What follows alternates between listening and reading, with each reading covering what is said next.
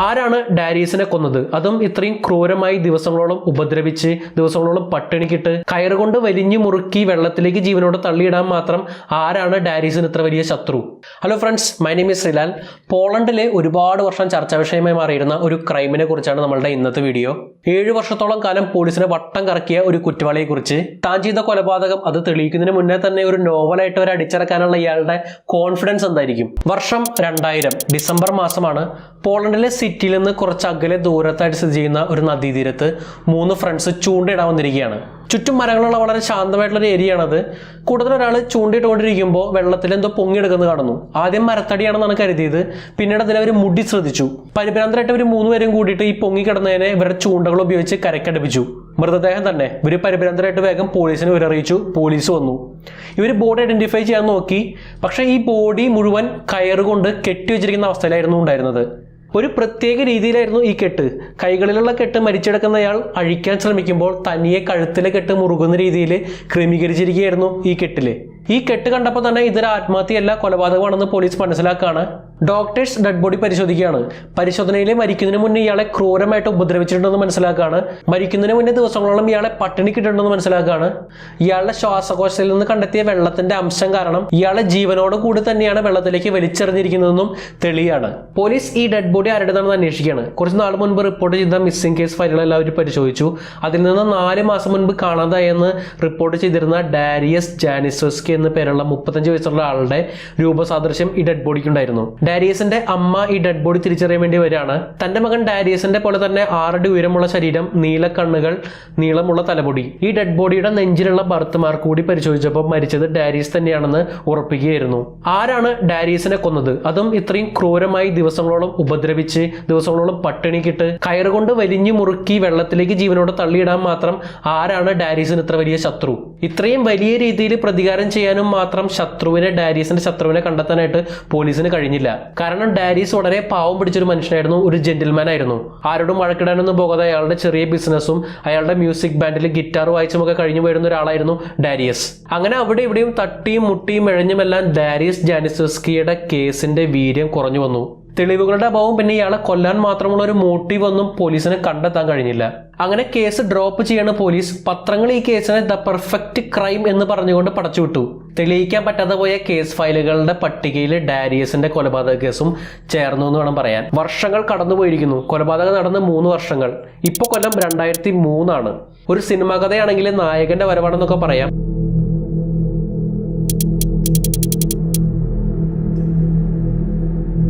പോളണ്ടിലെ റോക്ലോ police ഡിപ്പാർട്ട്മെന്റിലെ officer Jack റോബ്ലോസ്കി. അയാൾ ഒരു ഈവനിങ്ങിൽ തന്റെ ഓഫീസിൽ ഇരിക്കുകയാണ്. തന്റെ സെൽഫിലുള്ള കേസ് ഫയലുകളെല്ലാം പരിശോധിച്ചുകൊണ്ടിരിക്കുകയാണ് ജാക്ക്. കുറെ നാളുകൾക്ക് മുന്നേ തന്റെ ഡിപ്പാർട്ട്മെന്റിലേക്ക് വന്ന ഡാരിയസ് ജാനിസോസ്കിയുടെ കൊലപാതകത്തിന്റെ ഫയല് എടുക്കുകയാണ് ജാക്ക്. പോലീസിൽ നിന്ന് ഈ കേസ് കൈമാറി വന്നത് ജാക്കിന്റെ ഡിപ്പാർട്ട്മെന്റിലേക്കാണ്. ജാക്ക് ഈ ഫയല് പരിശോധിക്കുകയാണ്, കൊലപാതകം നടന്ന രീതി. അങ്ങനെ കേസ് ഫയലിൽ ഡാരിയസിന്റെ അമ്മയുടെ മൊഴിയിലേക്ക് എത്തുകയാണ് ജാക്ക്. ഡാരിയസിനെ കാണാതായ ദിവസം രാവിലെ 9:30 ഡാരിയസിന്റെ ഓഫീസിലേക്ക് ഒരു കോൾ വന്നിരുന്നു. ഡാരിയസിന്റെ അമ്മയാണ് ഈ കോൾ അറ്റൻഡ് ചെയ്തത്. വളരെ പ്രൊഫഷണൽ ആയിട്ട് സംസാരിക്കുന്ന ഒരാൾ, ബിസിനസ് കാര്യങ്ങൾ സംസാരിക്കാനായിരുന്നു ആ കോൾ വിളിച്ചത്. ഡാരിയസിന്റെ അമ്മ അയാളോട് പറഞ്ഞു, ഇത്തരം കാര്യങ്ങൾ ഞാനല്ല ഡിസ്കസ് ചെയ്യാറ്, എന്റെ മകനോടാണ് എന്ന് പറഞ്ഞുകൊണ്ട് ഡാരിയസിന്റെ ഫോൺ നമ്പർ ഈ ഫോൺ വിളിച്ച ആൾക്ക് കൈമാറാണ്. നമ്പർ കിട്ടിയ ഉടനെ ഇയാൾ ഫോൺ കട്ട് ചെയ്തു പോവുകയും ചെയ്തു. കുറച്ച് സമയം കഴിഞ്ഞ് ഡാരിയസ് ഓഫീസിലേക്ക് തിരിച്ചു വരാണ്. ഡാരിയസിന്റെ അമ്മ ഡാരിയസിനോട് പറഞ്ഞു, ഇങ്ങനെ ഒരാൾ ബിസിനസ് സംബന്ധമായിട്ട് വിളിച്ചിട്ടുണ്ടായിരുന്നു, ഞാൻ അയാൾക്ക് നിന്റെ മൊബൈൽ കൊടുത്തിരുന്നു എന്ന്. ഡാരിയസ് മറുപടി പറഞ്ഞു, അയാൾ എന്നെ വിളിച്ചിരുന്നു, ഇന്ന് അയാളുമായിട്ട് 4 മണിക്ക് വൈകുന്നേരം 4 മണിക്ക് ഒരു മീറ്റിംഗ് ഞാൻ വെച്ചിട്ടുണ്ട്. ഡാരിയസിന്റെ ഓഫീസിലെ റിസപ്ഷനിസ്റ്റും പറഞ്ഞു, വൈകുന്നേരം 4 മണിയായപ്പോൾ ഡാരിയസ് ഓഫീസ് വിട്ട് പുറത്തു പോയിരുന്നു. പക്ഷെ അയാളന്ന് കാർ എടുത്തിരുന്നില്ല. സാധാരണ എങ്ങോട്ട് പോവാണെങ്കിലും കാർ എടുക്കുന്ന ഡാരിയസ് അന്നത്തെ ദിവസം കാർ എടുക്കാതെയാണ് പുറത്തേക്ക് പോയത്. ഡാരിയസിന്റെ ഓഫീസിലേക്ക് വിളിച്ച ഫോൺ കോളിന്റെ ഡീറ്റെയിൽസ് പോലീസ് എടുത്തിരുന്നു. ആ കോൾ വന്നിരിക്കുന്നത് തൊട്ടടുത്തുള്ള ഒരു ഫോൺ ബൂത്തിൽ നിന്നാണ്. ഈ ഫോൺ ബൂത്തിൽ നിന്ന് തന്നെ ഓഫീസിലേക്ക് വിളിച്ചതിന്റെ തൊട്ടടുത്ത നിമിഷം ഡാരിയസിന്റെ മൊബൈൽ ഫോണിലേക്കും കോൾ പോയിരുന്നു. ഈ ഫോൺ വിളിച്ചത് കില്ലർ ആകാമെന്ന് പോലീസ് സംശയിച്ചിരുന്നു. ഈ ഡീറ്റെയിൽസ് എല്ലാം വായിച്ച് ഓഫീസർ ജേക്ക് കുറച്ചു നേരം ചിന്തിച്ചിരിക്കുകയാണ്. എന്തോ ഒന്ന് അവരെ മിസ് ചെയ്തിരിക്കുന്നു. ആരായിരിക്കും ഈ ഫോൺ കോൾ വിളിച്ചത്? എന്താണ് വിധി ഇവർക്ക് ഒഴിഞ്ഞു വെച്ചിരിക്കുന്ന ആ ഒരു തെളിവ്? അങ്ങനെ ദിവസങ്ങൾക്ക് ശേഷം ഓഫീസർ ജേക്ക് ഇവർ മിസ് ചെയ്ത ആ എലമെന്റിനെ റിയലൈസ് ചെയ്യാണ്. ഡാരിയസിന്റെ മൊബൈൽ ഫോൺ അത് ഡെഡ് ബോഡിയിൽ നിന്ന് കണ്ടെത്തിയിട്ടില്ല. ഡാരിയസിന്റെ വീട്ടിൽ നിന്നോ ഓഫീസിൽ നിന്നോ അത് കണ്ടെത്തിയിട്ടില്ല. ആ മൊബൈൽ ഫോൺ എവിടെ പോയി? പറഞ്ഞല്ലോ, വർഷം 2003 ഇന്നത്തെ പോലെ മൊബൈൽ ടെക്നോളജി അത്രയധികം വളർന്നിട്ടില്ല. ഇന്നത്തെ പോലെ മൊബൈലിനെ കുറിച്ചുള്ള അറിവുകളും അന്ന് പലർക്കും ഇല്ല. പക്ഷെ ഓഫീസർ ജെയ്ക്കിന് അറിയാം ഓരോ മൊബൈലിലും ഓരോ വ്യത്യസ്തമായിട്ടുള്ള IMEI നമ്പർ എന്ന് പറയുന്ന ഒന്നുണ്ടെന്ന്. ഒരു ടെലികമ്മ്യൂണിക്കേഷൻ സ്പെഷ്യലിസ്റ്റിനെ വെച്ചുകൊണ്ട് ഈ ഡാരിയസിന്റെ മൊബൈൽ ഫോണിന്റെ IMEI നമ്പർ കണ്ടെത്താണ്. വീണ്ടും ചെക്ക് ചെയ്തപ്പോൾ ഡാരിയസിന്റെ മൊബൈൽ ഫോൺ ഇപ്പോഴും ആരോ യൂസ് ചെയ്യുന്നുണ്ടെന്ന് മനസ്സിലാക്കാണ്. IMEI നമ്പർ ഉപയോഗിച്ച് ഫോൺ ട്രേസ് ചെയ്ത് ഫോൺ ഇപ്പോൾ യൂസ് ചെയ്യുന്ന ആളെ കണ്ടുപിടിക്കുകയാണ് പോലീസ്. എന്നാൽ അയാൾ അത് മറ്റൊരാളുടെ കയ്യിൽ നിന്ന് വാങ്ങിയതാണ്. ആ മൊബൈൽ വിറ്റയാളെ ട്രേസ് ചെയ്ത് പിടിച്ചപ്പോൾ അയാൾ അത് മറ്റൊരു ഫോൺ കടയിൽ നിന്ന് വാങ്ങിയതാണ്. അങ്ങനെ ട്രേസ് ചെയ്ത് ഓഫീസർ ജേക്ക് ഒരു ഡെഡ് എൻഡിൽ എത്താണ്. അല്ലർഗോ എന്ന് പറയുന്ന ഒരു വെബ്സൈറ്റിൽ ഡാരിയസിനെ കാണാതായതിനു ശേഷം 4-ാം ദിവസം ഈ മൊബൈൽ ഫോൺ വിൽക്കാൻ വെച്ചിരിക്കുന്നു. ആരാണ് വെബ്സൈറ്റിൽ ഇത് വിൽക്കാൻ വെച്ചത്? ഇത് വിൽക്കാനിട്ട അയാളുടെ യൂസർ നെയിം ക്രിസ് B7 എങ്ങനെയായിരുന്നു? പിന്നീട് ഓഫീസർ ജേക്ക് ഈ ക്രിസ് B7 എന്ന യൂസർ നെയിമിന്റെ ഉടമസ്ഥനെ കണ്ടെത്താണ്. അയാളുടെ പേര് ക്രിസ്റ്റ്യൻ ബാല എന്നായിരുന്നു. ഇതൊരു സിനിമാ കഥയാണെങ്കിൽ ഇത് വില്ലന്റെ വരവാണ്.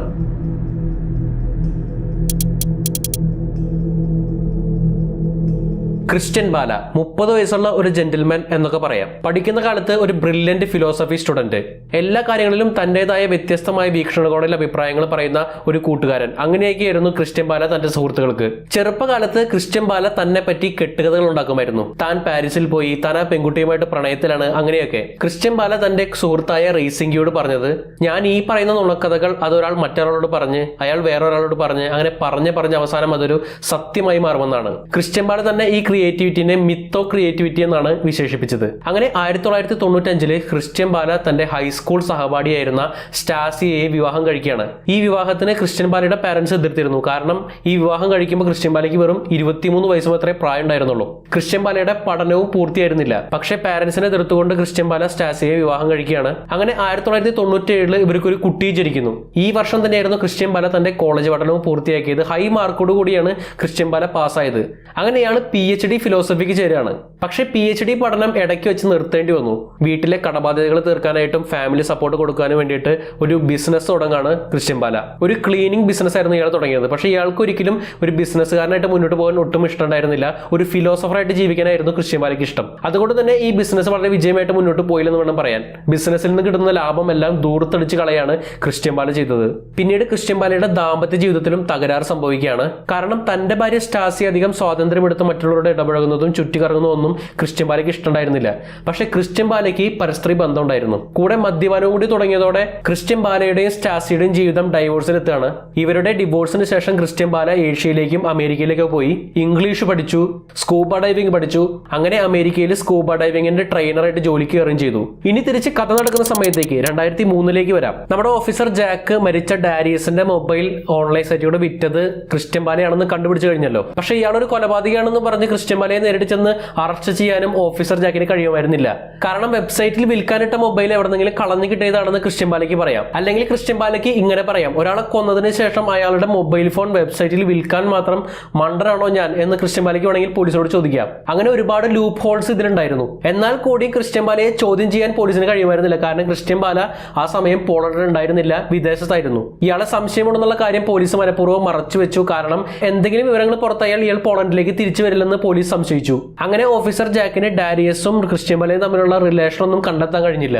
അങ്ങനെ ക്രിസ്റ്റ്യൻ ബാലയെ കുറിച്ച് കൂടുതൽ അന്വേഷിച്ചപ്പോഴാണ് ക്രിസ്റ്റ്യൻ ബാല ഒരു നോവൽ പബ്ലിഷ് ചെയ്തിട്ടുള്ള കാര്യം ഓഫീസർ ജേക്ക് അറിയുന്നത്. ഓഫീസർ ജേക്ക് ക്രിസ്റ്റ്യൻ ബാലയുടെ ഈ നോവൽ വാങ്ങാണ്. അമോക് എന്നാണ് ഈ നോവലിന്റെ പേര്. ഒരാടിന്റെ തലയായിരുന്നു ചട്ടയിലുണ്ടായിരുന്നത്. ഓഫീസർ ജാക്ക് ക്രിസ്റ്റ്യൻ ബാലയുടെ ഈ അമോക് എന്ന നോവൽ വളരെ ഡീറ്റെയിൽ ആയിട്ട് വായിച്ചുകൊണ്ടിരിക്കുകയാണ്. ഒരു പ്രത്യേക തരത്തിലുള്ള നോവലായിരുന്നു ഇത്. പോണോഗ്രാഫിയും ക്രിസ്തുവിനെതിരെയുള്ള കാര്യങ്ങളും അങ്ങനെ പെട്ടെന്ന് സൊസൈറ്റി അംഗീകരിക്കാത്ത രീതിയിലുള്ള പല കാര്യങ്ങളും ഈ നോവലിലുണ്ടായിരുന്നു. പക്ഷെ പെട്ടെന്ന് നോവലിന്റെ ഒരു പോർഷനിൽ വെച്ചിട്ട് ഓഫീസർ ജാക്ക് സ്റ്റക്ക് ആവാണ്. കാരണം നോവലിലെ കേന്ദ്ര കഥാപാത്രമായിരുന്ന ക്രിസ് എന്ന കഥാപാത്രം അതല്ല മറ്റൊരു പെൺ കഥാപാത്രത്തെ കൊല്ലുന്ന വിധം, കൈകൾ രണ്ടും കഴുത്തുമായിട്ട് വരിഞ്ഞു മുറുക്കി കെട്ടി കെട്ടി കത്തികൊണ്ട് കുത്തിക്കൊല്ലുന്നു. ഈ കത്തികൊണ്ട് കുത്തിക്കൊല്ലുന്നത് ഒഴിച്ചാൽ ബാക്കി എല്ലാ കൊലപാതക രീതിയും ഡാരിയസിനെ കൊന്നതിനോട് വളരെയധികം സാമ്യമുണ്ടായിരുന്നു. ക്രിസ്ത്യൻ ബാലയ്ക്ക് ഡാരിയസിന്റെ മരണത്തിൽ വളരെ വ്യക്തമായുള്ളൊരു പങ്കുണ്ടെന്ന് ഓഫീസർ ജാക്ക് മനസ്സിലാക്കാണ്. പക്ഷെ കോടതിയിൽ ഇതൊന്നും തെളിവായിട്ട് നിൽക്കില്ലായിരുന്നു. കാരണം ഒരു നോവലുണ്ടായ സംഭവം റിയൽ ഇൻസിഡൻസ് ആയിട്ട് എന്തെങ്കിലും സാമ്യം ഉണ്ടെങ്കിൽ അതൊരു കോയിൻസിഡൻസ് ആയിട്ട് മാത്രമേ കോടതി കണക്കാക്കുള്ളൂ. വ്യക്തമായ ഒരു പ്രൂഫ് ഓർ റീസണോ ഡാരിയസിനെ കൊല്ലാനായിട്ട് ക്രിസ്ത്യൻ ബാലയ്ക്ക് ഉണ്ടെന്ന് ഓഫീസർ ജാക്കിന് കണ്ടെത്താൻ കഴിഞ്ഞില്ല. ഓഫീസർ ജാക്ക് ഈ നോവൽ വീണ്ടും വീണ്ടും വായിച്ചുകൊണ്ടേയിരുന്നു. നോവലിലെ കേന്ദ്ര കഥാപാത്രമായിരുന്ന ക്രിസ് എന്ന കഥാപാത്രത്തിന് റിയൽ ലൈഫിൽ ക്രിസ്ത്യൻ ബാലയായിട്ട് ഒരുപാട് സാമ്യമുണ്ടെന്ന് ഓഫീസർ ജാക്ക് മനസ്സിലാക്കാണ്. ഓഫീസർ ജാക്ക് ക്രിസ്ത്യൻ ബാലയുടെ സുഹൃത്തുക്കളെ ചോദ്യം ചെയ്ത് പല വിവരങ്ങളും ശേഖരിച്ചു. ഈ വിവരങ്ങളിൽ നിന്ന് ക്രിസ്ത്യൻ ബാലയുടെ ജീവിതത്തിലുണ്ടായിരുന്ന പല സാഹചര്യങ്ങളും സംഭവങ്ങളും എല്ലാം ഈ നോവലിൽ ഉണ്ടായിരുന്നെന്ന് ഓഫീസർ ജാക്ക് മനസ്സിലാക്കാണ്. ഓഫീസർ ജാക്ക് ഈ നോവലിന്റെ പല കോപ്പികൾ എടുത്ത് തന്റെ സഹപ്രവർത്തകർക്ക് കൊടുത്തിട്ട് എന്തെങ്കിലും ക്ലൂ കിട്ടുമെന്ന് പരിശോധിക്കാനായിട്ട് പറയാണ്. ഈ സമയത്തെല്ലാം ഓഫീസർ ജാക്കും കൂട്ടരും എല്ലാം ഒരേപോലെ കാത്തിരിക്കുന്നത് ക്രിസ്ത്യൻ ബാലയുടെ നാട്ടിലേക്കുള്ള തിരിച്ചുവരവ് നോക്കിയിട്ടാണ്. അങ്ങനെ അവസാനം ക്രിസ്ത്യൻ ബാല നാട്ടിലേക്ക് തിരിച്ചു വരുന്നു. പോലീസ് തന്നെ കാത്തിരിക്കണമെന്നുള്ള യാതൊരു ഐഡിയയും ക്രിസ്ത്യൻ ബാലയ്ക്ക് ഉണ്ടായിരുന്നില്ല. നാട്ടിൽ വന്നിറങ്ങിയ ക്രിസ്ത്യൻ ബാലയെ പോലീസ് ഉടനടി അറസ്റ്റ് ചെയ്യാണ്. ഓഫീസർ ജേക്ക് ക്രിസ്ത്യൻ ബാലയുടെ നേരെ അയാളുടെ അമോക്ക് എന്ന നോവല് വെച്ചു കൊടുത്തു. നോവലിലെ പ്രസക്ത ഭാഗങ്ങളൊക്കെ ചൂണ്ടിക്കാണിച്ചുകൊണ്ട് നീയാണ് കുറ്റവാളിയെന്ന് ഞങ്ങൾക്ക് അറിയാമെന്ന് ക്രിസ്ത്യൻ ബാലയോട് ബോധിപ്പിക്കുകയായിരുന്നു ഓഫീസർ ജാക്ക്. എന്നാൽ എല്ലാത്തിനും അവസാനം ക്രിസ്ത്യൻ ബാലയുടെ മറുപടി ഇങ്ങനെയായിരുന്നു: ആരാണ് ഡാരിയസ്? എനിക്ക് ഈ കൊലപാതകത്തെ കുറിച്ച് ഒന്നും അറിയില്ല. പിന്നെ എന്റെ ജീവിതത്തിലെ പല ഭാഗങ്ങളും എന്റെ നോവലിൽ വന്നത് പലതും കെട്ടുകഥകളാണ്. ചിലതിന് ചിലപ്പോൾ സാമ്യം ഉണ്ടാകാം, പക്ഷെ അങ്ങനെ ചെയ്യാത്ത എഴുത്തുകാരുണ്ടോ? നിങ്ങളിങ്ങനെ റിയൽ ലൈഫിൽ നടന്ന ഒരു കൊലപാതകത്തെ എന്റെ നോവലുമായിട്ട് സാമ്യപ്പെടുത്തി പറയുമ്പോൾ ഈ നോവൽ എഴുതേണ്ടിയിരുന്നില്ല എന്ന് വരെ എനിക്ക് തോന്നിപ്പോവാണ്.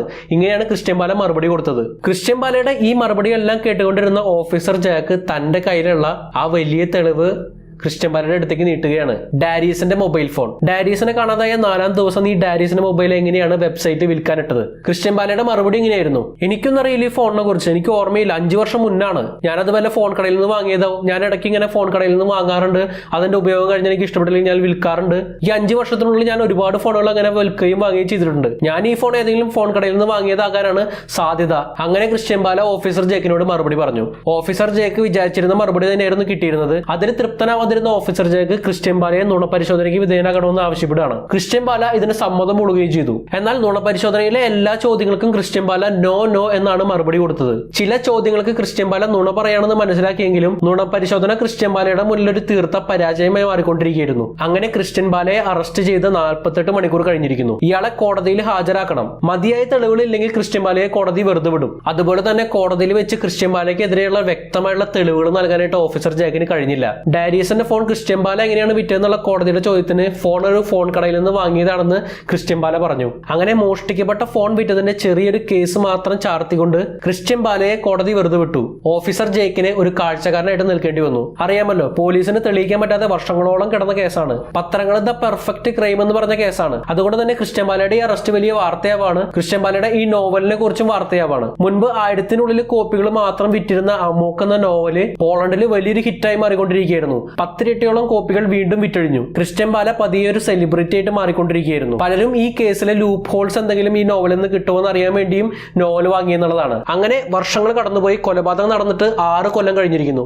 ഇപ്പൊ കൊല്ലം 2006 ആണ്. ഓഫീസർ ജേക്കിന്റെയും കൂട്ടരുടെയും വർഷങ്ങളുടെ പരിശ്രമത്തിനിടയിൽ മറ്റൊരു വലിയ തെളിവിലേക്ക് എത്തുകയാണ് ഓഫീസർ ജേക്ക്. ഡാരിയസിനെ കാണാതായ ദിവസം വന്നിരുന്ന ഫോൺ കോൾസിനെ കുറിച്ച് പറഞ്ഞിരുന്നല്ലോ. ഈ ഫോൺ കോൾ എല്ലാം വിളിച്ചിരുന്നത് ഒരു ഫോൺ ബൂത്തിൽ നടന്നും കണ്ടെത്തിയിരുന്നു. എന്നാൽ ഈ കോളുകൾ നടത്തിയത് ഒരു ഫോൺ കാർഡ് ഉപയോഗിച്ചാണ്. ഈ ഫോൺ കാർഡിനെ കുറിച്ച് അന്വേഷിച്ചപ്പോൾ ഈ ഫോൺ കാർഡ് ഉപയോഗിച്ചിരുന്ന ആള് ഡാരിയസിന്റെ ഓഫീസിലേക്കും ഡാരിയസിന്റെ മൊബൈൽ ഫോണിലേക്കും അല്ലാതെ ബാക്കി 32ഓളം കോളുകൾ ആ ഫോൺ കാർഡ് ഉപയോഗിച്ച് നടത്തിയിരുന്നു. ഈ 32 കോളുകൾ നടത്തിയിരിക്കുന്നത് ക്രിസ്ത്യൻ ബാലയുടെ മാതാപിതാക്കളെയും ക്രിസ്ത്യൻ ബാലയുടെ ഫ്രണ്ട്സിനെയും ക്രിസ്ത്യൻ ബാലയുടെ ബിസിനസ് ഫ്രണ്ട്സിനെയും ആയിരുന്നു. ക്രിസ്ത്യൻ ബാലയെ പിടിച്ചിരുത്താനായിട്ടുള്ള ഇതിനും വലിയൊരു തെളിവ് ഓഫീസർ ജാക്കിന് വരെ കിട്ടാനില്ലായിരുന്നു. ഇനി അറിയേണ്ടത് ആ കാരണം മാത്രമാണ്. എന്തിനു വേണ്ടിയാണ് ഡാരിയസിനെ ക്രിസ്ത്യൻ ബാല കൊന്നത്? എന്താണ് മോട്ടീവ്?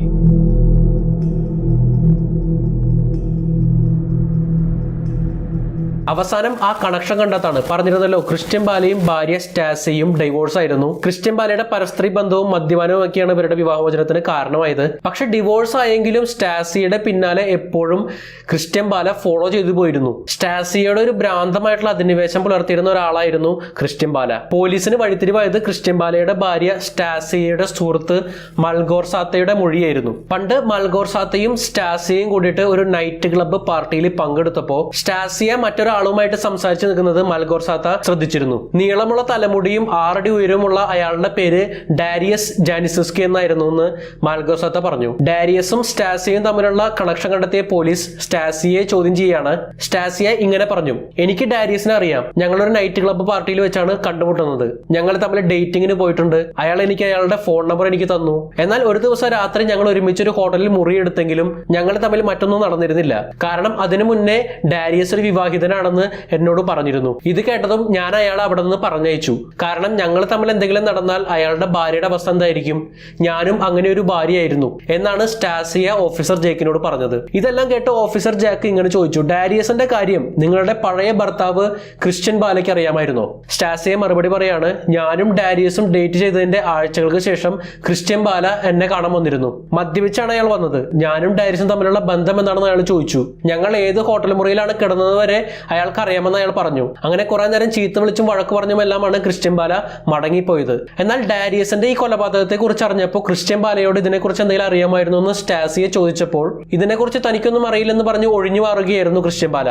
അയാൾക്ക് ഒരാളെ കൊല്ലാൻ കെൽപ്പുണ്ടെന്ന് ഞാൻ ഇപ്പോഴും വിശ്വസിക്കുന്നില്ലെന്ന് സ്റ്റാസിയ ഓഫീസർ ജേക്കിനോട് പറഞ്ഞു. ഇതെല്ലാം കേട്ട് ഓഫീസർ ജേക്കിനോട് നിൽക്കാണ്. ഡാരിയസിനെ കൊല്ലാനുള്ള ക്രിസ്ത്യൻ ബാലയുടെ മോട്ടീവും അവസാനം കണ്ടെത്തിയിരിക്കുന്നു. അങ്ങനെ അടുത്ത വർഷം 2007 ഫെബ്രുവരി 22 ക്രിസ്ത്യൻ ബാലയുടെ അടുത്ത ട്രയലാണ് കോടതിയിൽ. ന്യൂസ് റിപ്പോർട്ടേഴ്സ്, ക്രിസ്ത്യൻ ബാലയുടെ ഫ്രണ്ട്സ്, മാതാപിതാക്കൾ, അങ്ങനെ ഒരുപാട് ആൾക്കാരുണ്ടായിരുന്നു കോടതിയിൽ. ക്രിസ്ത്യൻ ബാല നിരസിച്ച പഴയ തെളിവുകൾക്ക് മേലെ വളരെ ശക്തിയുള്ള മറ്റ് തെളിവുകൾ നിരത്തി ഓഫീസർ ജാക്ക്. വാദങ്ങൾക്കൊടുവിൽ അവസാനം മുൻതൂക്കം ഓഫീസർ ജാക്കിനായിരുന്നു. സെപ്റ്റംബർ 2007 വിധി വരുന്ന ദിവസമാണ്. ജഡ്ജ് ക്രിസ്ത്യൻ ബാല കുറ്റവാളിയാണെന്ന് വിധി എഴുതി. 25 വർഷത്തെ തടവ് ശിക്ഷയാണ് ക്രിസ്ത്യൻ ബാലയ്ക്ക് വിധിച്ചത്. ക്രിസ്ത്യൻ ബാല ചെറുപ്പത്തിൽ കൂട്ടുകാരോട് പറഞ്ഞിരുന്ന വാക്കുകൾ ഇങ്ങനെയായിരുന്നല്ലോ, ഒരു നുണക്കഥ അത് നമ്മളൊരാളോട് പറഞ്ഞാൽ അത് അയാൾ മറ്റൊരാളോട് പറഞ്ഞാൽ അങ്ങനെ പറഞ്ഞ് അത് സത്യമായി മാറുമെന്ന്. എന്നാൽ പല നുണക്കഥകൾ കൊണ്ട് മൂടി വെച്ചിട്ടും സത്യത്തെ മറയ്ക്കാൻ മാത്രമുള്ള ശക്തി അയാളുടെ കഥകൾക്ക് ഉണ്ടായിരുന്നില്ലെന്നതാണ് സത്യം.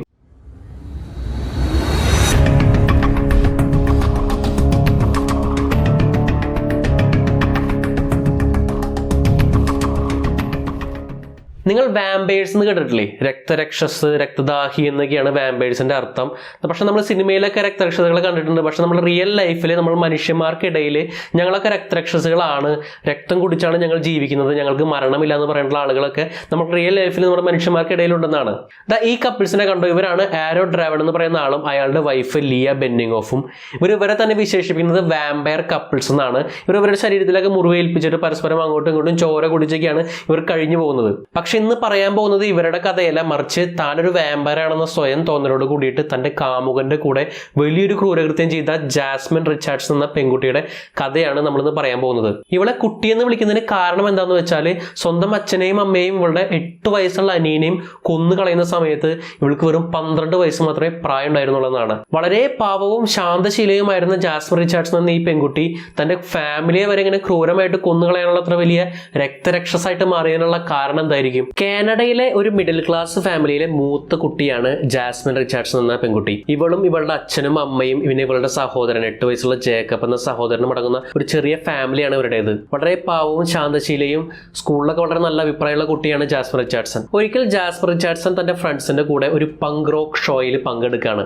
അവിടെ വെച്ചാണ് ജാസ്മിൻ അവനെ കാണുന്നത്.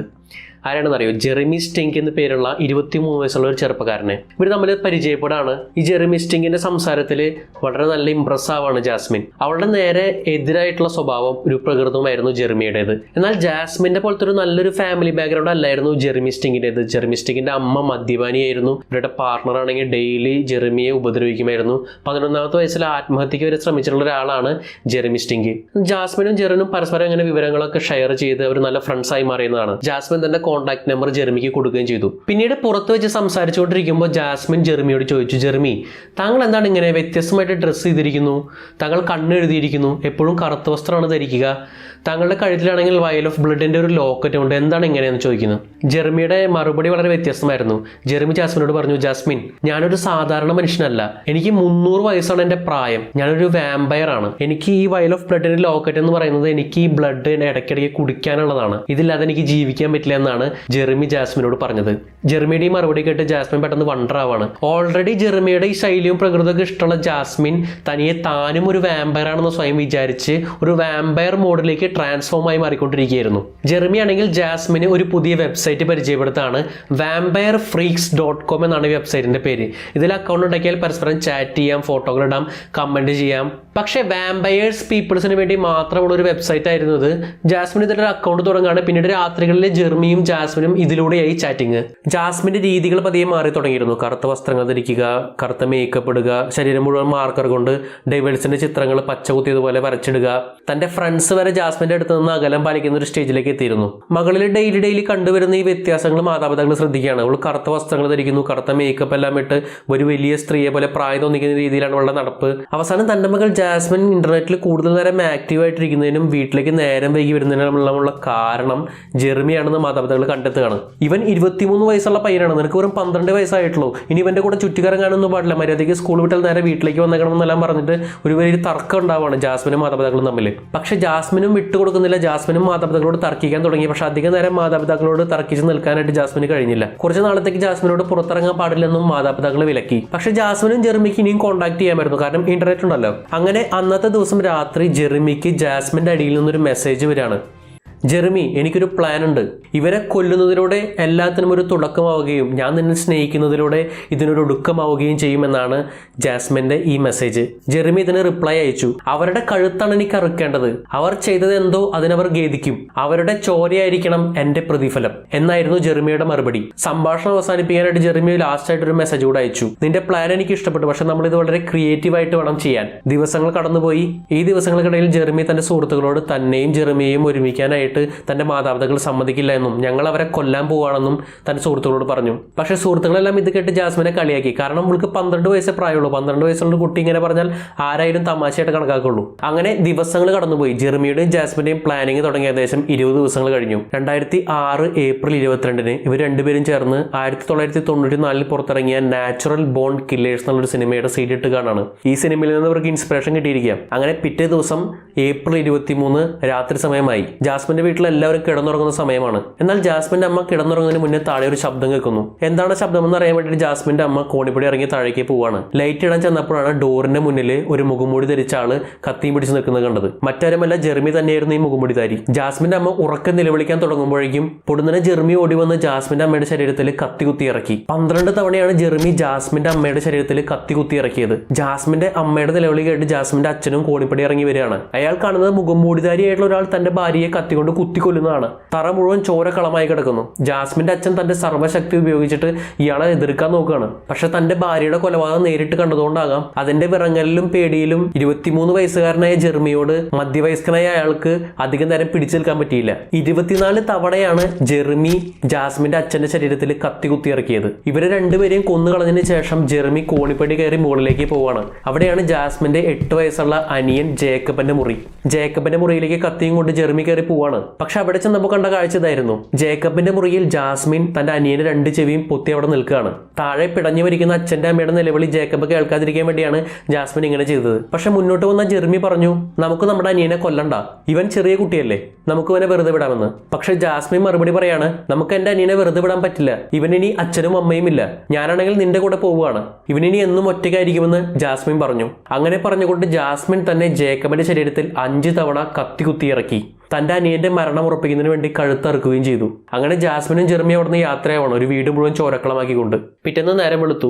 ജാസ്മിന്റെ അനിയൻ ജേക്കബിന്റെ തൊട്ടയൽപ്പക്കത്തുള്ള ഒരു സുഹൃത്ത്, 6 വയസ്സുള്ള കുട്ടിയാണ്. ഇവൻ ജേക്കബിന്റെ വീട്ടിലേക്ക് വരികയാണ്. തന്റെ കൂട്ടുകാരനെ കളിക്കാൻ വിളിക്കാനാണ് ഇവന്റെ വരവ്. അവൻ വന്ന് കതകിൽ മുട്ടി. ഡോർ ആരും തുറക്കാതായപ്പോൾ ജനാലയിലൂടെ വീടിനകത്തേക്ക് നോക്കി. അവൻ കണ്ടത് ചോരയിൽ കുളിച്ചു കിടക്കുന്ന തന്റെ കൂട്ടുകാരൻ ജേക്കബിന്റെ അച്ഛനെയും അമ്മയുമാണ്. അവൻ വേഗം അവന്റെ വീട്ടിൽ ചെന്ന് മാതാപിതാക്കളുടെ വിവരം അറിയിച്ചു. അവർ പോലീസിന് വിവരം അറിയിച്ചു. പോലീസ് വന്നു. ഡോർ തുറന്നപ്പോൾ പോലീസ് കണ്ട കാഴ്ച ഭയാനക. വീടിന്റെ മുകളിലേക്ക് ചെന്ന പോലീസ് ജേക്കബിന്റെ കഴുത്തറുത്ത ശരീരവും കണ്ടു. വീട് മുഴുവൻ തിരഞ്ഞപ്പോൾ ചുമരിൽ ഇവരുടെ ഫാമിലി ഫാമിലി ഫോട്ടോ ഉണ്ടായിരുന്നു. മരിച്ചു കിടക്കുന്നവരൊഴികെ അതിൽ നാലാമത്തെ ഒരാൾ കൂടി ഉണ്ടായിരുന്നു, ജാസ്മിൻ. പോലീസ് ഒരു നിഗമനത്തിലെത്താണ്. കില്ലർ ഇവരെ 3 പേരെയും കൊന്നതിന് ശേഷം 12 വയസ്സുള്ള ജാസ്മിനെ കിഡ്നാപ്പ് ചെയ്ത് കൊണ്ടുപോയിരിക്കുന്നു. പോലീസ് ഉടനെ എല്ലാ സ്റ്റേഷനിലേക്കും അലർട്ട് കൊടുക്കുകയാണ്. ഒരു പെൺകുട്ടി കിഡ്നാപ്പ് ചെയ്യപ്പെട്ടിട്ടുണ്ട്, കൊണ്ടുപോയിരിക്കുന്നത് 3 പേരെ കൊന്നിട്ടുള്ള ഒരു കില്ലറാണെന്ന്. പിന്നീട് എന്തെങ്കിലും ക്ലൂ കിട്ടുമെന്ന് അറിയാൻ വേണ്ടിയിട്ട് പോലീസ് ജാസ്മിന്റെ സ്കൂളിലേക്ക് ചെല്ലുകയാണ്. അവിടെ ചെന്നിട്ട് ജാസ്മിന്റെ ലോക്കർ പരിശോധിക്കുകയാണ് പോലീസ്. അവിടെ നിന്ന് പോലീസിന് ഒരു ഡ്രോയിങ് കിട്ടാണ് ജാസ്മിന്റെ. ഇതാണ് ഡ്രോയിങ്. ഒരു 4 പേരടങ്ങുന്ന വീട്ടിൽ 4ാമത്തെ ആൾ മറ്റൊരാളുടെ കൂടെ ചേർന്ന് വീടിന് തീ വെക്കുന്നതും ഈ 3 പേര് വെന്ത് മരിക്കുന്നത് ഇവർ രണ്ടുപേരും കണ്ടു നിൽക്കുന്നതുമാണ് ഡ്രോയിങ്ങിൽ ഉണ്ടായിരുന്നത്. പോലീസിന് ഏകദേശം പിടികിട്ടാണ് ജാസ്മിൻ കിഡ്നാപ്പ് ചെയ്യപ്പെട്ടതല്ല, ഈ കൊലപാതകങ്ങളെല്ലാം ജാസ്മിനും പങ്കുണ്ടെന്ന്. അങ്ങനെ സംഭവ സ്ഥലത്ത് നിന്ന് 150 കിലോമീറ്റർ അപ്പുറത്ത് നിന്ന് പോലീസ് ജാസ്മിനെയും ജെർമിയെയും പിടികൂടാണ്. ഇവരെ പിടികൂടിയ പോലീസ് പറഞ്ഞത് ഇത്രയും വലിയ കുറ്റകൃത്യം ചെയ്തതിന്റെ യാതൊരു പേടിയോ കുറ്റബോധമോ ഇവരുടെ മുഖത്തുണ്ടായിരുന്നില്ല എന്നതാണ്. കോടതി ജെർമിക്ക് പരോൾ അനുവദിക്കാത്ത 25 വർഷത്തെ ശിക്ഷയാണ് വിധിച്ചത്. ജാസ്മിന് വിധിച്ചത് 10 വർഷത്തെ ശിക്ഷയാണ്. അതിൽ കൂടുതൽ ശിക്ഷ കൊടുക്കാനായിട്ട് കോടതിക്ക് അന്ന് കഴിയുമായിരുന്നില്ല. കാരണം ജാസ്മിന് വെറും 12 വയസ്സ് പ്രായം മാത്രമേ അപ്പോൾ ഉണ്ടായിരുന്നുള്ളൂ. കാനഡയിലെ ഏറ്റവും പ്രായം കുറഞ്ഞ കൊലയാളിയും ജാസ്മിൻ തന്നെയാണ്. അങ്ങനെ 2006 ശേഷം 2016 ജാസ്മിൻ റിലീസായി. 2016 ശേഷം 5 വർഷത്തേക്ക് ജാസ്മിൻ പോലീസിന്റെ നോട്ടപ്പുള്ളിയാണ്. ഈ 5 വർഷത്തിനുള്ളിൽ യാതൊരുവിധ പോലീസ് കംപ്ലൈന്റോ മറ്റോ ജാസ്മിന്റെ പേരിൽ വരാൻ പാടില്ല. എങ്കിൽ മാത്രമേ പോലീസിന്റെ ക്രിമിനൽ റെക്കോർഡ്സിൽ നിന്ന് ജാസ്മിന്റെ പേര് പോലീസ് റിമൂവ് ചെയ്യുള്ളൂ. ഈ വർഷം 2021 ജാസ്മിന്റെ നല്ലവളാണെന്ന് തെളിയിക്കാനുള്ള അവസാന വർഷമാണ്. പക്ഷെ ജെർമിയായിട്ടുള്ള ബന്ധം പുതുക്കുന്നതിന് വേണ്ടിയിട്ട് ജാസ്മിൻ ജെർമിയെ കാണാൻ ജയിലിലേക്കൊന്നും വന്നിട്ടില്ല എന്നതാണ്.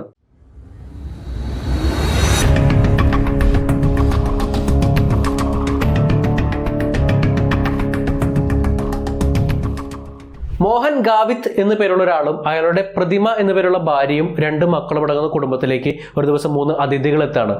ഈ 3 അതിഥികൾ ആരെന്ന് വെച്ചാൽ മോഹൻ ഗാവിത്തിന്റെ ആദ്യ ഭാര്യ അഞ്ജനബായിയും അവരുടെ 2 പെൺമക്കളുമാണ് ഈ അതിഥികൾ. തന്റെ പഴയ ഭർത്താവിന്റെ വീട്ടിൽ തങ്ങളെ താമസിക്കാൻ അനുവദിക്കണമെന്ന് അപേക്ഷിക്കാനായിരുന്നു അവരുടെ ഈ വരവ്. പക്ഷെ മോഹൻ ഗാവിത്ത് ഇതിന് സമ്മതം കൂടിയില്ല. പക്ഷെ കുറച്ച് നാൾ അവിടെ താമസിക്കാൻ അയാൾ അവരെ അനുവദിച്ചു. എന്നാൽ കുറച്ച് നാളുകൾക്ക് ശേഷം മോഹൻ ഗാവിത്തിന്റെ 2ാം ഭാര്യ പ്രതിമ തന്റെ മൂത്ത മകൾ ക്രാന്തിയെ വീട്ടിൽ തിരഞ്ഞപ്പോഴാണ് വീട്ടിൽ ക്രാന്തി മിസ്സിംഗ് ആണെന്നുള്ള കാര്യം മനസ്സിലായത്. കൂടെ ഈ വീട്ടിലുണ്ടായിരുന്ന ഈ 3 അതിഥികളും മിസ്സിംഗ് ആയിരുന്നു. പ്രതിമ പോലീസ് കംപ്ലൈന്റ് കൊടുത്തു. തന്റെ മകൾ ക്രാന്തി തിരിച്ചു വരുമെന്ന പ്രതീക്ഷയിൽ കാത്തിരിക്കുമ്പോഴാണ് കുറച്ച് മാസങ്ങൾക്ക് ശേഷം ഈ 3 അതിഥികളും വീണ്ടും ക്രാന്തിയുടെ വീട്ടിലേക്ക് വരുന്നത്. പ്രതിമ പോലീസ് കംപ്ലൈന്റ് കൊടുത്തെന്നുള്ള കാര്യം അറിയാതെയായിരുന്നു ഈ 3 പേരുടെയും വരവ്. പോലീസ് വന്നു, ഇവരെ പിടികൂടി ചോദ്യം ചെയ്തു. നിങ്ങൾ ഇവിടെ നിന്ന് തട്ടിക്കൊണ്ടുപോയ പ്രതിമയുടെയും മോഹൻ ഗാവിത്തിന്റെയും മകൾ ക്രാന്തി എവിടെ എന്ന ചോദ്യം ചെയ്യലിന് കിട്ടിയ മറുപടി ഭയാനകമായിരുന്നു. തന്റെ അമ്മ അഞ്ജനബായിയുടെ വാക്ക് കേട്ട് ഈ 2 പെൺമക്കളും കൂടി ചേർന്ന് ക്രാന്തി എന്ന 9 വയസ്സുള്ള ആ പെൺകുട്ടിയെ തല്ലിക്കൊന്ന് പൂനെയിലെ ഒരു കരിമ്പ് തോട്ടത്തിൽ കുഴിച്ചിട്ടിരിക്കുന്നു. വിശദമായ ചോദ്യം ചെയ്യലിൽ മോഹൻ ഗാവിത്തിന്റെയും പ്രതിമയുടെയും 2ാമത്തെ കുട്ടിയെയും കൊല്ലാനുള്ള പ്ലാനിങ്ങോട് കൂടിയായിരുന്നു ഇവരുടെ ഈ വരവ് എന്ന് പോലീസ് മനസ്സിലാക്കി. ചെറിയ കുട്ടിയെ വരെ ഇത്ര ക്രൂരമായി കൊലപ്പെടുത്തി അവരുടെ ധൈര്യത്തിന്റെ പിന്നാലെ പോയ പോലീസും വാർത്തയറിഞ്ഞ ജനങ്ങളും ഞെട്ടിധരിച്ചു. കാരണം മറ്റൊന്നുമല്ല, 1990 മുതൽ 1996 വരെയുള്ള കാലഘട്ടത്തിൽ 13ഓളം കിഡ്നാപ്പുകൾ, 6ഓളം കൊലപാതകങ്ങൾ, എല്ലാം പിഞ്ചു കുഞ്ഞുങ്ങളെ. പറയാൻ പോകുന്നത് പൂനെയിലെ യർവാഡ ജയിലിൽ തൂക്കുകയർ കാത്തു കിടക്കുന്ന അഞ്ജനബായി ഗാവിത്ത് എന്ന സ്ത്രീയുടെയും അവരുടെ 2 മക്കളായ സീമ ഗാവിത്ത്, രേണുക ഷിൻഡെ എന്ന സഹോദരികളുടെയും ക്രൂരകൃത്യങ്ങളെ കുറിച്ചാണ്. മഹാരാഷ്ട്രയിലെ നാസിക്കിൽ നിന്ന് പൂനെയിലേക്ക് ഒരു ട്രക്ക് ഡ്രൈവറുടെ കൂടെ ഒളിച്ചോടി വരികയായിരുന്നു അഞ്ജനബായി എന്ന സ്ത്രീ. ഇവർക്ക് ഈ ബന്ധത്തിലാണ് ആദ്യത്തെ കുട്ടി ജനിക്കുന്നത്. കുട്ടിയുടെ പേരാണ് രേണുക. എന്നാൽ രേണുക ജനിച്ചതിന് ശേഷം അഞ്ജനയും രേണുകയും ഉപേക്ഷിച്ചു പോവുകയായിരുന്നു ഈ ട്രക്ക് ഡ്രൈവർ. പിന്നീട് ചെറുപ്പം മുതലേ മോഷണങ്ങൾ നടത്താൻ കഴിവുള്ളത് കൊണ്ട് തന്നെ അല്ലറ ചില്ലറ മോഷണങ്ങൾ നടത്തിയാണ് അഞ്ജന കഴിഞ്ഞു പോയിരുന്നത്. കുറച്ചു കാലങ്ങൾക്ക് ശേഷം ഒരു റിട്ടയർഡ് പട്ടാളക്കാരനായ മോഹൻ ഗാവിത്ത് എന്നൊരാളെ അഞ്ജനബായി വിവാഹം കഴിക്കുകയാണ്. ഇവർക്ക് ഈ ബന്ധത്തിൽ ഒരു കുട്ടി ഉണ്ടാകുന്നു. സീമ ഗാവിത്ത് എന്നാണ് ഈ കുട്ടിയുടെ പേര്. പക്ഷെ മോഹൻ ഗാവിത്തും അഞ്ജനയെ ഉപേക്ഷിക്കുകയാണ്. കാരണം അഞ്ജന ചെയ്യുന്ന മോഷണ കേസുകൾ തന്നെയും ബാധിക്കുമെന്ന് മനസ്സിലായ മോഹൻ ഗാവിത്ത് അഞ്ജനയെയും രേണുകയും സീമയും ഉപേക്ഷിച്ച് നാസിക്കിലേക്ക് തിരിച്ചു പോവുകയാണ്. അയാൾ അവിടെ ചെന്ന് പ്രതിമ എന്നൊരു പെൺകുട്ടി വിവാഹം കഴിച്ച് ജീവിക്കുകയും ചെയ്തു. അങ്ങനെ അഞ്ജനയും 2 പെൺമക്കൾ രേണുകയും സീമയും മാത്രമാവുകയാണ്. അഞ്ജനയാണെങ്കിൽ തന്റെ മോഷണങ്ങളിൽ രേണുകയും സീമയും പങ്കാളികളാക്കുകയും റെയിൽവേ സ്റ്റേഷൻ, തിയേറ്റർ, അമ്പലങ്ങൾ എന്നിവിടങ്ങളെല്ലാമായിട്ട് പിക് പോക്കറ്റ് അടിച്ചും സ്വർണ്ണമാലകൾ കവർന്നവർ തികഞ്ഞ മോഷ്ടാക്കളായി മാറിയെന്നതാണ്. പിന്നീട് രേണുക ഒരു വിവാഹം കഴിക്കുന്നു. കിരൺ ഷിൻഡെ എന്ന് പറയുന്ന ഒരാളെയാണ് രേണുക വിവാഹം കഴിക്കുന്നത്. ഇതിൽ ഒരു കുഞ്ഞുണ്ടാകുന്നു. പിന്നീട് ഈ കൈക്കുഞ്ഞിനെയും കൊണ്ടാണ് രേണുക മോഷണത്തിന് ഇറങ്ങിയത്. എന്നാൽ അപ്രതീക്ഷിതമായിട്ട് ഒരു ദിവസം രേണുകയെ ഒരു മോഷണ ശ്രമത്തിനിടെ നാട്ടുകാർ കൈയോടെ പിടികൂടുകയാണ്. അവിടെ നിന്ന് രക്ഷപ്പെടാൻ പല അടവുകളും രേണുക ശ്രമിച്ചെങ്കിലും ഒന്നും നടന്നില്ല. എന്നാൽ അവസാനം തന്റെ കുഞ്ഞിനെ പൊക്കിയെടുത്ത് സത്യം ചെയ്തും കരഞ്ഞും ഒരു സിമ്പതി വർക്കൗട്ട് ആക്കാനായിട്ട് രക്ഷപ്പെടാനായിട്ട് രേണുകയ്ക്ക് കഴിഞ്ഞു. തന്നെ തല്ലാവുന്ന നാട്ടുകാർക്ക് മുന്നിൽ തന്റെ കുഞ്ഞിനെ കാണിച്ചുകൊണ്ടും അലമുറയിട്ട് കരഞ്ഞും സംഭവ സ്ഥലത്ത് നിന്ന് രക്ഷപ്പെടാനായിട്ട് രേണുകയ്ക്ക് കഴിഞ്ഞു. ഈ സംഭവത്തിന് ശേഷമാണ് രേണുകയുടെയും അഞ്ജനയുടെയും സീമയുടെയും ക്രൂരകൃത്യങ്ങളുടെ പരമ്പര തന്നെ തുടങ്ങുന്നത്. മോഷണ ശ്രമങ്ങൾക്കിടയിൽ തങ്ങൾ പിടിക്കപ്പെട്ടാൽ രക്ഷപ്പെടാനുള്ള ഏറ്റവും നല്ല വഴിയാണ് പിഞ്ചു കുഞ്ഞുങ്ങൾ എന്നുള്ള ധാരണയിൽ ഈ 3 പേരും എത്തുകയാണ്. എന്നാൽ രേണുകയുടെ കയ്യിൽ മാത്രമേ കൈക്കുഞ്ഞുള്ളൂ. സീമയുടെയും അഞ്ജനയുടെയും കയ്യിൽ കുഞ്ഞുങ്ങളില്ല. അതുകൊണ്ട് തന്നെ മറ്റുള്ളവരുടെ കുഞ്ഞുങ്ങളെ ഇവർ തട്ടിക്കൊണ്ടുപോകാൻ തുടങ്ങി. അധികം സംസാരിക്കാൻ കഴിയാത്ത, കരയാൻ മാത്രം പ്രായത്തിലുള്ള കുട്ടികളെയാണ് ഇവർ തട്ടിക്കൊണ്ടുപോകുക. ഇവയുടെ ആദ്യത്തെ ഇരയായത് ഒരു ഭിക്ഷക്കാരിയുടെ മകനാണ്. ഭിക്ഷക്കാരിയോട് വളരെ സ്നേഹത്തോടെ ഇടപഴകുകയും ഇവരുടെ ശ്രദ്ധ തിരിച്ച് കുട്ടിയെ കടത്തുകയും ചെയ്തു. പിന്നീട് ഈ കുട്ടിയെ കൊണ്ടായി ഇവരുടെ നടപ്പ്. ഒരു ദിവസം മോഷണ ശ്രമത്തിനിടെ സീമയെ നാട്ടുകാർ കൈയോടെ പിടികൂടി. അപ്പോൾ ആ സമയത്തുണ്ടായിരുന്ന രേണുകയുടെ കയ്യിലുണ്ടായിരുന്ന ഭിക്ഷക്കാരിയുടെ കുഞ്ഞിനെ ഇവർ താഴോട്ടിടുകയും കുട്ടിയുടെ തല പൊട്ടി ചോരയൊലിക്കുകയും ചെയ്തു. തല പൊട്ടി ചോരയൊലിച്ച് കരയുന്ന കുഞ്ഞിനെ എടുത്തുകൊണ്ട് അലറി വിളിച്ചും കരഞ്ഞുകൊണ്ടും നാട്ടുകാരെ പറ്റിച്ച് ഇവർ അവിടെ നിന്ന് കടന്നു കളഞ്ഞു. എന്നാൽ ചോരയൊലിച്ച് വേദന എടുത്ത് കരയുന്ന ഈ കുഞ്ഞിനെ എടുത്തുകൊണ്ട് തന്നെ പലരുടെയും ശ്രദ്ധ തിരിച്ചുകൊണ്ട് പലരുടെയും പോക്കറ്റ് അടിച്ചും കവർച്ചകൾ നടത്തിയുമാണ് ഇവർ തിരികെ പോയത്. എന്നാൽ രാത്രിയായിട്ടും ഭിക്ഷക്കാരിയുടെ കുഞ്ഞെ കരച്ചിൽ നിർത്തിയില്ല. കുട്ടിയുടെ കരച്ചിൽ വളരെ അസഹനീയമായി തോന്നുകയും മറ്റുള്ളവർ വരെ സംശയത്തോടെ നോക്കുമെന്ന് മനസ്സിലാക്കി ഇവർ കുഞ്ഞിനെയും കൊണ്ട് സിറ്റിയുടെ ഒരു മറവിലേക്ക് പോവുകയും കുട്ടിയുടെ കരച്ചിൽ നിർത്താൻ ശ്രമിക്കുകയും ചെയ്തു. ഇവിടെ നിന്നാണ് തുടക്കം. കരഞ്ഞുകൊണ്ടിരിക്കുന്ന കുഞ്ഞിന്റെ തലയിൽ ഇരുമ്പുപൊടി കൊണ്ടടിച്ച് മൂവരും ചേർന്ന് കുഞ്ഞിനെ കൊന്നു കളയുന്നു. ബോഡി അവിടെ തന്നെ ഉപേക്ഷിച്ചുകൊണ്ട് മൂവരും മടങ്ങി പോകുന്നു. പിറ്റേ ദിവസം മോഷണങ്ങൾക്കായി ഇവർക്ക് കൊച്ചുകുട്ടികളെ വീണ്ടും ആവശ്യമായി വന്നു. വീണ്ടും ഇവർ കുട്ടികളെ തട്ടിക്കൊണ്ടു പോകുന്നത് ആവർത്തിച്ചു. മറ്റ് ഭിക്ഷക്കാരുടെ കുഞ്ഞുങ്ങൾ ഒറ്റപ്പെട്ടു പോയവർ എന്നിങ്ങനെ 11ഓളം കുട്ടികളെ ഇവർ കിഡ്നാപ്പ് ചെയ്തു. കൂടെ സഹായത്തിന് കള്ളവണ്ടി എടുത്ത് രേണുകയുടെ ഭർത്താവ് കിരൺ ഷിൻഡെയും ഉണ്ടായിരുന്നു. തട്ടിയെടുക്കുന്ന കുഞ്ഞുങ്ങൾ വലുതാവുമ്പോഴോ അല്ലെങ്കിൽ ഇവർക്ക് ശല്യമായി തോന്നുമ്പോഴാണ് ഇവർ ഇങ്ങനെ കൊന്നുകളയുക. അങ്ങനെ 1990 മുതൽ 1996 വരെയുള്ള കാലഘട്ടത്തിൽ 5ഓളം കൊലപാതകങ്ങൾ. അങ്ങനെ ആർക്കും പിടികൊടുക്കാതെ 6 വർഷത്തോളം കഴിഞ്ഞ ഇവർ 1996 അഞ്ജനയുടെ രണ്ടാമത്തെ ഭർത്താവായ മോഹൻ ഗാവിത്തിന്റെ വീട്ടിലേക്ക് നാഷിക്കിലേക്ക് പുറപ്പെടുകയാണ്. തങ്ങളെ മോഹൻ ഗാവിത്തിന്റെ വീട്ടിൽ താമസിക്കാൻ അനുവദിക്കണമെന്ന് അപേക്ഷിക്കാനായിരുന്നു ഇവരുടെ ഈ പോക്ക്. എന്നാൽ അഞ്ജനയിൽ നിന്ന് വേർപിരിഞ്ഞ മോഹൻ ഗാവിത്ത് പ്രതിമ എന്ന പേരുള്ള ഒരു പെൺകുട്ടിയെ കല്യാണം കഴിച്ച് 2 മക്കളോട് കൂടി കഴിഞ്ഞു വരികയായിരുന്നു ആ വീട്ടിൽ. മോഹൻ ഗാവിത്തിന്റെ വീട്ടിലെത്തിയ അഞ്ജനയും മക്കളും തങ്ങളെ അവിടെ സ്ഥിരമായി തങ്ങാൻ അനുവദിക്കണമെന്ന് അപേക്ഷിച്ചെങ്കിലും മോഹൻ ഗാവിത്ത് സമ്മതം മൂടിയില്ല. എങ്കിലും കുറച്ച് നാൾ അവിടെ തങ്ങാൻ അവരെ അനുവദിച്ചപ്പോൾ മോഹൻ ഗാവിത്തും ഭാര്യ പ്രതിമയ്ക്കും വരാൻ പോകുന്ന ദുരവസ്ഥയെ കുറിച്ച് അറിയാൻ പാടില്ലായിരുന്നു. ആഴ്ചകൾക്ക് ശേഷം മോഹന്റെയും പ്രതിമയുടെയും മൂത്ത മകൾ 9 വയസ്സുള്ള ക്രാന്തിയെ ഈ മൂവർ സംഘം തട്ടിക്കൊണ്ടുപോയി. പോലീസ് കംപ്ലൈന്റ് കൊടുത്തതിന് ശേഷം പ്രതിമ തന്റെ മകൾക്ക് വേണ്ടി കാത്തിരുന്നു. എന്നാൽ കുറച്ച് മാസങ്ങൾക്ക് ശേഷം ഈ 3 പേരും വീണ്ടും ഈ വീട്ടിലേക്ക് എത്തുകയാണ്. ഒരു പോലീസ് കംപ്ലൈന്റ് ഇവർക്കെതിരെ നിൽക്കുന്നുണ്ടെന്നുള്ള ബോധ്യത്തോടെ അല്ലായിരുന്നു ഇവരുടെ ഈ വരവ്. പ്രതിമ പോലീസിന് ഇൻഫോം ചെയ്തു. പോലീസ് വന്നു. ഇവർ 3 പേരെയും അറസ്റ്റ് ചെയ്തു. പോലീസിന്റെ ഏറെ നേരത്തെ ചോദ്യം ചെയ്യലിൽ പ്രതിമയുടെ മകൾ ക്രാന്തിയെ തന്റെ അമ്മ അഞ്ജനയുടെ വാക്ക് കേട്ട് 2 പെൺമക്കളും കൂടി ചേർന്ന് പൂനെയിൽ കൊണ്ടുപോയി കൊന്നുകളഞ്ഞു തെളിഞ്ഞു. ക്രാന്തിയുടെ ശരീരം പിന്നീട് പൂനെയിലെ ഒരു കരിമ്പുതോട്ടത്തിൽ നിന്ന് പോലീസ് കണ്ടെടുക്കുകയും ചെയ്തു. ഇവരുടെ രണ്ടാമത്തെ വരവ് മോഹൻ ഗാവിത്തിന്റെയും പ്രതിമയുടെയും രണ്ടാമത്തെ മകളെയും കൊല്ലാനാണെന്ന് മനസ്സിലാക്കിയ പോലീസ് അന്വേഷണം കടുപ്പിച്ചു. രേണുകയുടെ ഭർത്താവ് കിരൺ ഷിൻഡെയെ ചോദ്യം ചെയ്ത പോലീസിന് വർഷങ്ങളായി തുടർന്നു വന്ന കൊലപാതകങ്ങൾ കണ്ടെത്താൻ കഴിഞ്ഞു. പൂനെ, കല്യാൺ, കോൽഹാപൂർ, നാഷിക് എന്നിവിടങ്ങളിലായിട്ട് 43ഓളം കേസുകളിൽ പ്രതി ചേർത്തെങ്കിലും 11ഓളം കിഡ്നാപ്പ് കേസുകളും 6ഓളം കൊലപാതകങ്ങളും മാത്രമേ പോലീസിന് തെളിയിക്കാൻ സാധിച്ചുള്ളൂ. രേണുകയുടെ ഭർത്താവ് കിരൺ ഷിൻഡെ മാപ്പുസാക്ഷിയായി. എന്നാൽ 1996 ഇവരുടെ അറസ്റ്റിന് ശേഷം 2 വർഷത്തിന് ശേഷം ജയിലിൽ വെച്ച് തന്നെ അഞ്ജനബായി മരിക്കുകയാണ്. അഞ്ജനയുടെ മരണത്തിന് ശേഷം എല്ലാ കൊലപാതകങ്ങളും ചെയ്തത് അമ്മ അഞ്ജനയാണെന്നും മക്കൾ രേണുകയ്ക്കും സീമയ്ക്കും കൊലപാതകങ്ങളിൽ വലിയ പങ്കില്ല എന്നും വക്കീൽ വാദിച്ചെങ്കിലും രേണുകയുടെ ഭർത്താവ് കിരൺ ഷിൻഡെ എല്ലാ കൊലപാതകങ്ങളും നടത്തിയതും സഹോദരികൾ ചേർന്നാണെന്ന് കോടതിയിൽ സാക്ഷി പറഞ്ഞു. കോൽഹാപൂർ കോടതി ഇരുവരെയും മരണം വരെ തൂക്കിക്കൊല്ലാനുള്ള ശിക്ഷ വിധിച്ചു. 2006 ഓഗസ്റ്റ് 31 സുപ്രീം കോടതിയും ഇവർക്ക് വധശിക്ഷ വിധിച്ചു. ഞങ്ങൾ നിരപരാധികളാണെന്ന് പറഞ്ഞ് മേഴ്സി പെറ്റീഷൻ അയച്ചെങ്കിലും 2014 ഓഗസ്റ്റ് 14 പ്രസിഡന്റ് പ്രണബ് മുഖർജി ഇവരുടെ മേഴ്സി പെറ്റീഷൻ റിജക്ട് ചെയ്യുകയും ഇവർ തൂക്കിലേറ്റപ്പെടേണ്ടവർ തന്നെയാണെന്ന് അവസാന വിധി എഴുതിയെന്നതാണ്. ഇരുവരുടെയും വധശിക്ഷ ഇപ്പോഴും നടപ്പിലാക്കിയിട്ടില്ല. ഇന്ത്യ കണ്ട ക്രൂരരായ സ്ത്രീകൾ പൂനെയിലെ യർവാഡ ജയിലിൽ തങ്ങൾ ചെയ്ത പാപവും പേറി തൂക്കുകയറും കാത്ത് കിടക്കുകയാണ് ഇപ്പോൾ.